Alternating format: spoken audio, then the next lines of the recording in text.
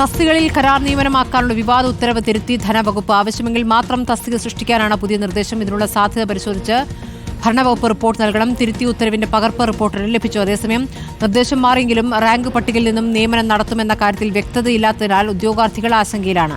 Sunisha ഇല്ലൂർ. Sunisha, typist തസ്തികയിലടക്കം നിയമനം ഇനി നടത്തുന്നില്ല PSC ലിസ്റ്റിൽ നിന്നും എന്നുള്ള ഉത്തരവായിരുന്നല്ലോ. അപ്പോൾ ആ ഉത്തരവിൽ എന്ത് തിരുത്തലാണ് ഇപ്പോൾ ധനവകുപ്പ് നടത്തിയിരിക്കുന്നത്? സ്മൃതി, അത് തന്നെയാണ്. അതായത് സാമ്പത്തിക പ്രതിസന്ധി മറികടക്കാനുള്ള നിർദ്ദേശങ്ങളിലായിരുന്നു ധനവകുപ്പ് ഇത്തരമൊരു നിർദ്ദേശം വെച്ചത് എന്നതാണ്. അതായത് OA ടൈപ്പിസ്റ്റ് നിയമനങ്ങൾ ഇനി വേണ്ട, അങ്ങനെ അത്യാവശ്യമാണെങ്കിൽ അത് കരാർ അടിസ്ഥാനത്തിൽ മതി എന്നതായിരുന്നു. പിന്നാലെയാണ് വ്യാപകമായ പ്രതിഷേധം പല ഭാഗങ്ങളിൽ നിന്നും ഉയർന്നു വരികയും ചെയ്തത്. ഇടത് അനുകൂല സംഘടനകളുടെ നേതൃത്വത്തിൽ തന്നെ പ്രതിഷേധം അടക്കം നമ്മൾ കഴിഞ്ഞ ദിവസം കണ്ടതാണ്. നിലവിൽ ഇപ്പോൾ സെക്രട്ടേറിയറ്റ് ആക്ഷൻ കൗൺസിലിന്റെ നേതൃത്വത്തിലും സെക്രട്ടേറിയറ്റിന് മുന്നിൽ പ്രതിഷേധം നടക്കുകയും ചെയ്യുകയാണ്. അതിന് പിന്നാലെയാണ് ഇപ്പോൾ ഈ വിവാദ ഉത്തരവ് ഒടുവിൽ തിരുത്താൻ ധനവകുപ്പ് തയ്യാറായിരിക്കുന്നത് എന്നതാണ്. അതായത് ഈ ഉത്തരവ് ആവശ്യമെങ്കിൽ മാത്രം സമകാലിക സാഹചര്യത്തിൽ തസ്തിക സൃഷ്ടിക്കാം, സമകാലിക സാഹചര്യത്തിൽ ആവശ്യമുണ്ട് എങ്കിൽ തസ്തിക സൃഷ്ടിക്കാം എന്നുള്ളതാണ് പുതിയ നിർദ്ദേശമായി ധനവകുപ്പ് നൽകിയിരിക്കുന്നത്.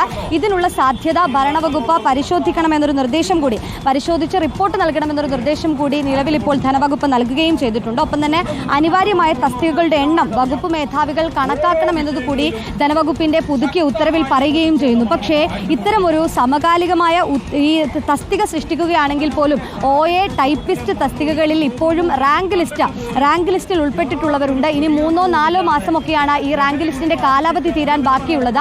ഈ സമയത്ത് ഈ റാങ്ക് ലിസ്റ്റിലുള്ള ഉദ്യോഗാർത്ഥികൾക്ക് ആശങ്ക ഉണ്ടാക്കുന്നതാണ് ഈ പുതിയ ഉത്തരവ് എന്നുള്ളത് തന്നെയാണ്. നിലവിൽ ഇപ്പോൾ ഉയർന്നു വരുന്ന ആക്ഷേപം എന്ന് പറയുന്നത് പഴയ വീഞ്ഞ് പുതിയ കുപ്പിയിലാക്കി എന്ന് പറയുന്നത് പോലെ മാത്രമാണ് ഈ ഉത്തരവ് തിരുത്തിയതിനു ശേഷവും ഉണ്ടായിട്ടുള്ളൂ എന്നുള്ളതാണ്. അതുകൊണ്ട് തന്നെ വ്യാപകമായ പ്രതിഷേധം ഈ റാങ്ക് ലിസ്റ്റിലുള്ളവരുടെ OAയിലും ഒപ്പം തന്നെ ഓഫീസ് അറ്റൻഡന്റ്, ഒപ്പം തന്നെ ഈ ടൈപ്പിസ്റ്റ് തസ്തികകളിൽ ഉൾപ്പെട്ട ഈ റാങ്ക് ലിസ്റ്റിൽ ഉൾപ്പെട്ട ഉദ്യോഗാർത്ഥികൾ ഇനി എന്ത് ചെയ്യും, അവരുടെ നിയമനം ഇനി എങ്ങനെയായിരിക്കും എന്നതടക്കമുള്ള ആശങ്ക ഏതായാലും ഇപ്പോഴും ഉയരുന്നുണ്ട് എന്നതാണ്. ഉത്തരവ് തിരുത്താൻ ഈ ധനവകുപ്പ് തയ്യാറായിട്ടുണ്ടെങ്കിൽ പോലും അതിൽ കൃത്യമായി തന്നെ അത് തിരുത്തി ഉദ്യോഗാർത്ഥികളുടെ ആശങ്കയ്ക്ക് പരിഹാരം ഉണ്ടാക്കണമെന്ന ആവശ്യമാണ് സ്മൃതി വ്യാപകമായി ഇപ്പോഴും ഉയരുന്നത്.